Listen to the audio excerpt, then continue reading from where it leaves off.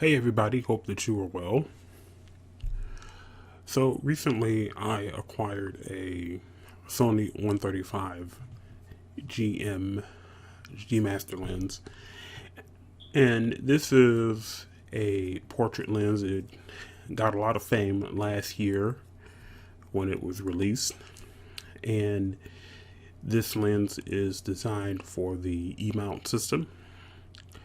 And when Sony had its A-mount system, that was the one that went with their that was the Minolta, the old Minolta mount. Sony had a Zeiss 135 1.8 lens, which I did own for about 2 or 3 years, and it was a lens that produced really good results and everything. It was just really big and heavy, and it used a motor to focus, so it was very slow focusing kind of lens. So this lens is it is still heavy, a little heavy, but it's actually pretty sturdy. And one of the things I like about it is that it doesn't feel like it's heavy, and I think that's the really only way I can really describe how I feel when I'm shooting with it. It doesn't feel like it's in a way, and the 135 always did. The 135 A mount Zeiss Alpha lens, that one, it did feel like it was a big and bulky lens, and this 135 GM does not. So what you're seeing are a couple of images that I want to show you from this lens. And I did several different shoots with them. Most of them were portrait sessions, but I have some events in here as well. And so my hope is to give you kind of an idea of the kind of results that I'm getting out of it. This is primarily a portrait lens. So obviously there have been plenty of reviews and things on it, but I want to show you what my results have been and talk a little bit about my experience. So the first four photos that you're going to see is from a cosplay shoot that I did. And so, one thing that just stands out is the fast focusing nature of this lens. When you have your settings in the camera correct and everything set to focus properly, it's going to focus very quickly. And so that part is extremely true. So I believe that the 135 uses it has like two dual motors in it that help it to focus and lock on to a subject very quickly. And it does that extremely well. Just going in here close to the eyes, you can see how tack sharp those eyes are.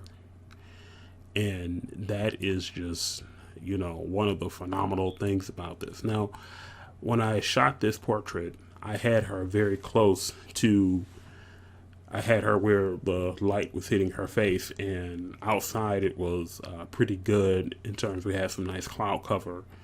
So the lighting was nice and even during that day. And you can just see how lovely the eyes look. And it kind of looks like I used a nice big light, external light, and that's all natural light on this portrait. So just one of the really nice things about how this image turned out.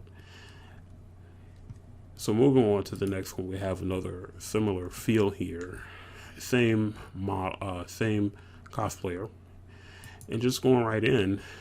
Again, you can see how nice and sharp the eyes are. Now, I didn't get as much light in the eyes that I wanted, and obviously this can be corrected in Photoshop.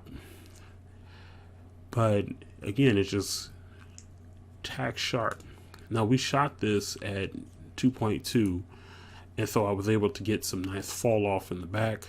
And we did this obviously as the leaves were starting to come down on the trees, and it just turned out very, very nicely. Here again, we're still in the same park, and there's a nice trail where people can walk through, and it kind of goes around the entire park. And so I had her to kind of stand as she's walking away and turn her head back. And again, it just caught the eye with no problem. And usually with these kind of shots, I have difficulty trying to get those over the shoulder kind of shots, and especially getting the eye focused, and just came out beautifully. Here, the eyes were similar situation in terms of not enough light getting in the eyes. So obviously I did a little bit of post processing on the eyes just to bring up the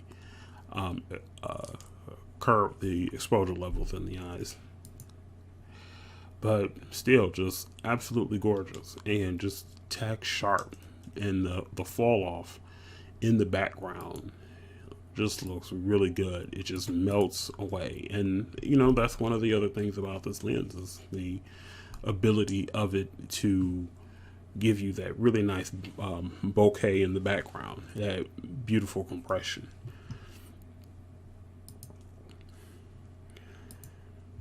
Same with this final image.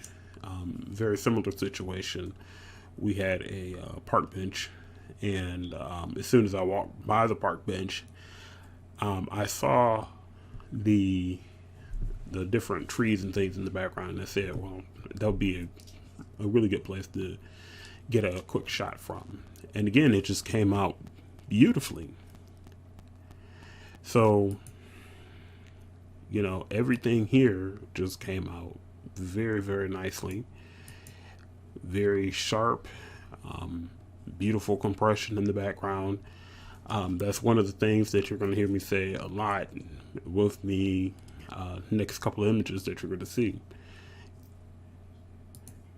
So here are some event photos. This was my grandmother's 80th birthday.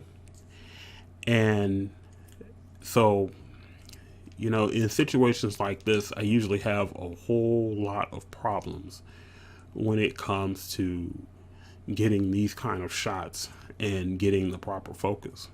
And not only were her eyes beautifully in focus, but you can see how clear the text is on this certificate, and you can read it very clearly. To be honest with you, I could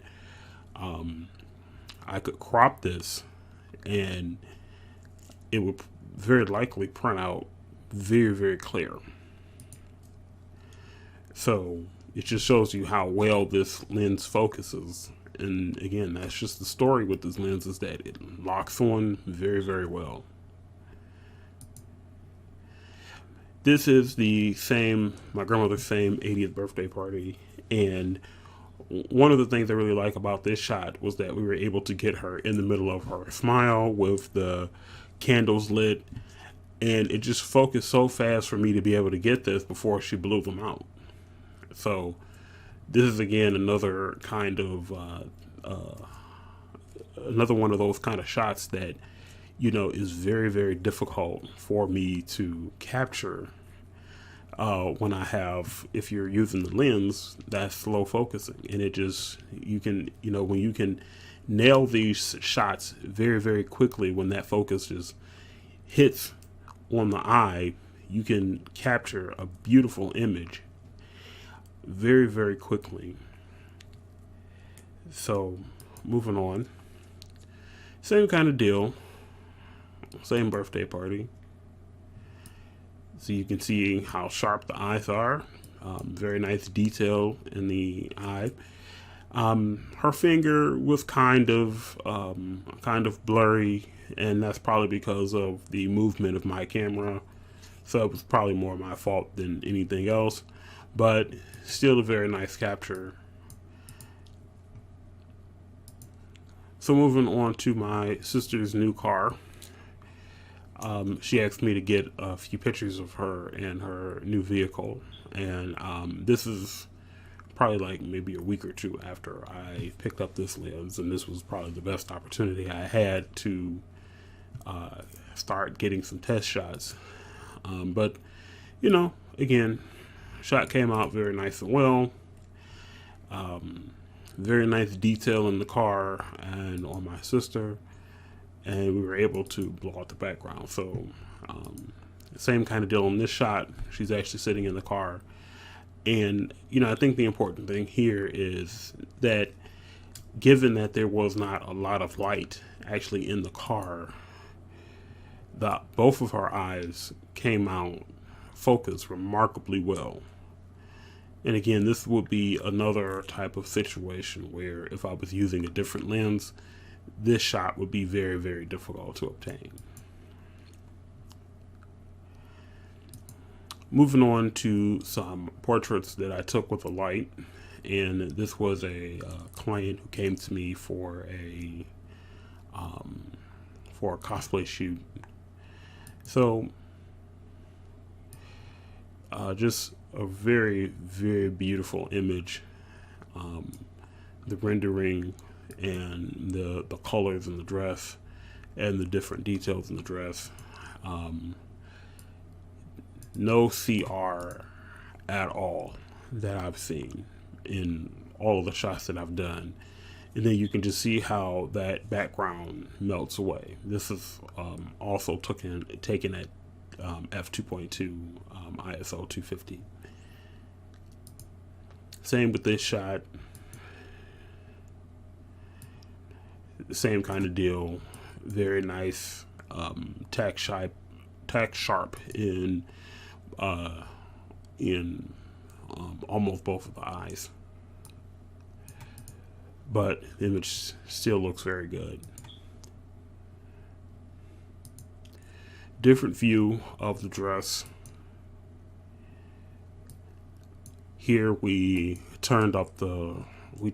increased the power of the light and got a little bit more of a moodier image with this one, and again, just came out extremely well. Extremely nice rendering, very beautifully detailed in the dress.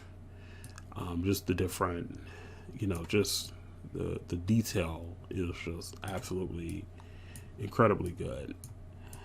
You can even see the fine threads in the lace that was used on these sleeves, and that's one of the things about this lens is its ability to produce very fine detail.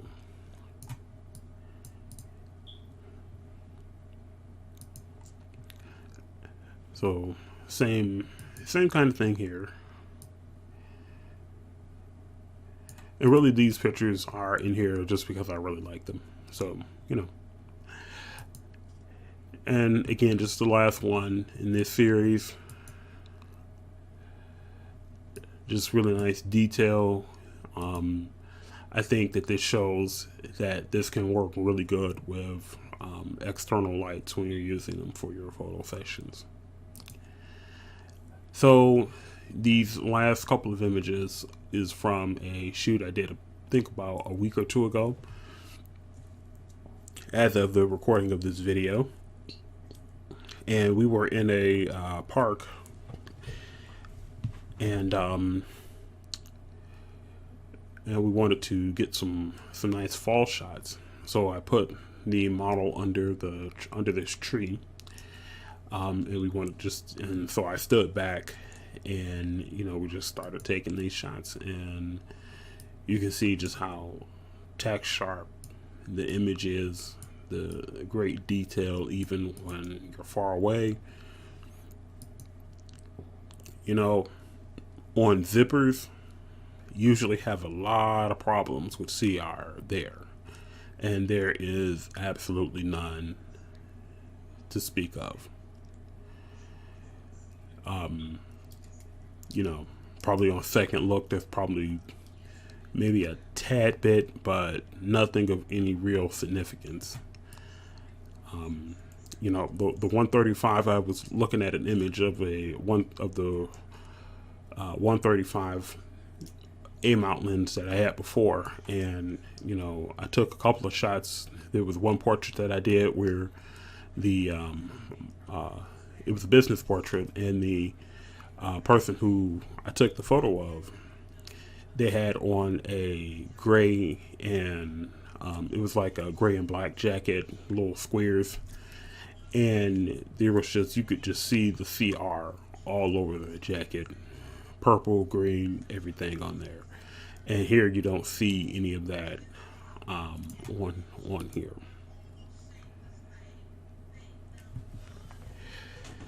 So, looking at this next image, this is my favorite out of the bunch. We decided to get some shots of her playing in the leaves, and we wanted to get the leaves blowing away from her. So she picked them up, and then she threw them, and then we got them in the background. And I wasn't even thinking of it, but we moved around a few places around the tree, and then I got her into a position where she was standing in front of this little bathroom area. Looks like a little house or a shed. Shed, that's the word I was looking for. And so it just came out very, very nicely. And this is one of those images that I would probably want to get printed and put up on my wall, just because of how nice it looked. And you can just see it just captures it. The focus was just nailed very nicely on her face and on her eyes, and we got a nice amount of leaves and things like that in the air.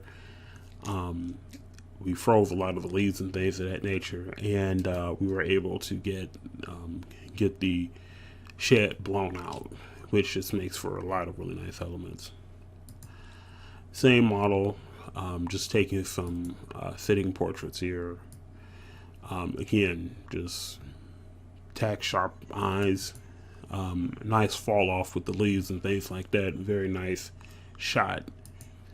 So we had the model in a different outfit, and we had her sitting on a bridge that we found by, and just started taking some of these really nice looking images here. So, and I love the way the colors are. And again, this is one of those situations where you could find CR, and again, none to speak of. None to speak of at all.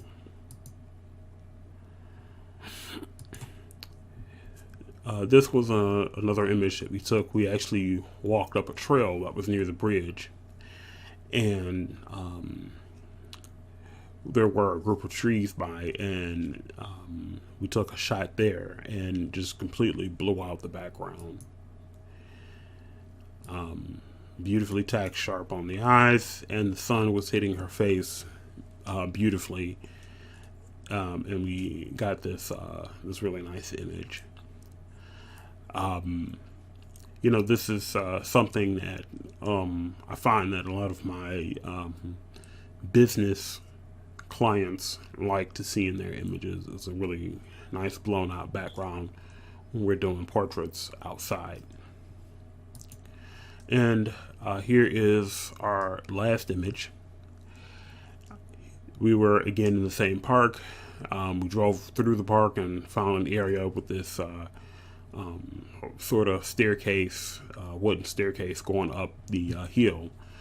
And I like the repeating elements of the stairs, of these wooden planks going up. So we blew those out, and we put her on the railing, and got this very nice image here. So lots of good things about this lens. It is a lens that will cost you. There's no doubt about that. But the whole idea is that you want a lens that is going to produce the results that you want and do it consistently. And you're going to want to keep this lens for a long time. And that's the whole point, is that you spend the money on the better lenses, and they're going to serve you for a long time if you take care of them.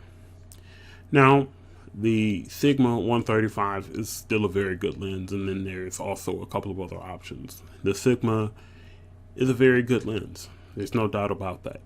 It doesn't focus as well as the 135G Master, but it still does a very good job. And I think that there is no situation where there's no denying that the Sigma does a really good job.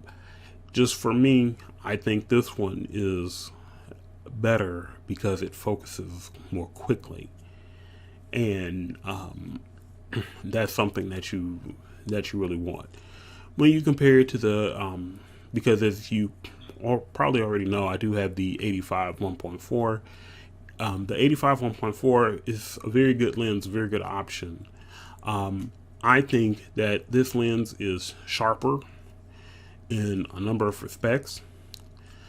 I also think that this lens is a much better performer when it comes to focusing. And I think that's very clear. The 85 is consistent, which is one thing I do like. But this one is just, its focusing system is more up to date than the 85, which is which is several years older than the 135. And I think that's one of the things that a lot of people forget. 85 is still a phenomenal lens. I highly recommend it. But this lens obviously has a lot of very good merits as well. So there we go. I hope that you guys enjoyed this kind of review of the 135G Master. And I hope that you guys will follow me. Thanks, and we'll catch you next time.